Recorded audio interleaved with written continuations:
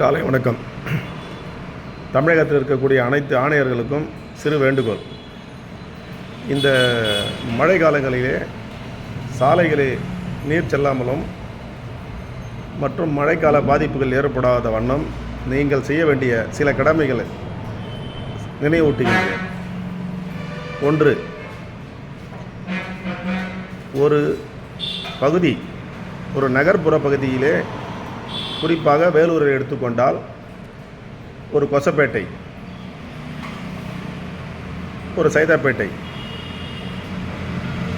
இப்படி ஒரு சில நகர்ப்பகுதிகளில் சென்றால் சாலைகள், கால்வாய்கள் மூடப்பட்டு படிகள் அமைக்கப்பட்டு இருக்கும். நீளத்திற்கும் தெரு நீளத்திற்கும் அங்கே இருக்கக்கூடிய அந்த கால்வாயில் சரிவர நீர் செல்லாமல் அடைப்புகள் இருக்கிறது. அதை அப்புறப்படுத்த மாநகராட்சி ஊழியர்கள் தவறுகிறார்கள். காரணம், அரசியல் வார்டு கவுன்சிலர் மற்றும் நிர்வாகிகள் இதற்கு எதிர்ப்பு தெரிவிப்பது. இதனால் அந்த பணிகள் முடக்கப்பட்டு இன்றைக்கு கால்வாய்கள் மிகவும் துர்நாற்றத்துடனும் குப்பை கும்பலமாக இருக்கிறது.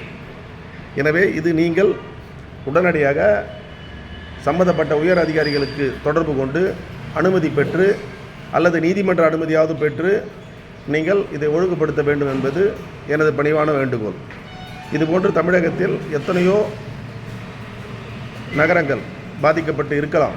நான் கண்டது வேலூர் மாநகரை மறுத்தவரையில். எனவே தயவு கூர்ந்து சாலையோரம் இருக்கக்கூடிய தேசிய நெடுஞ்சாலை சரி, சாலையோரம் இருக்கும் தெருப்பகுதியில் இருக்கக்கூடிய ஆக்கிரமிப்புகள் அனைத்தும் அகற்றப்பட்டு கால்வாய்கள் ஆழமும் அகலமும் ஆழப்படுத்தி அகலப்படுத்த வேண்டும், தூர்வாரப்பட வேண்டும்.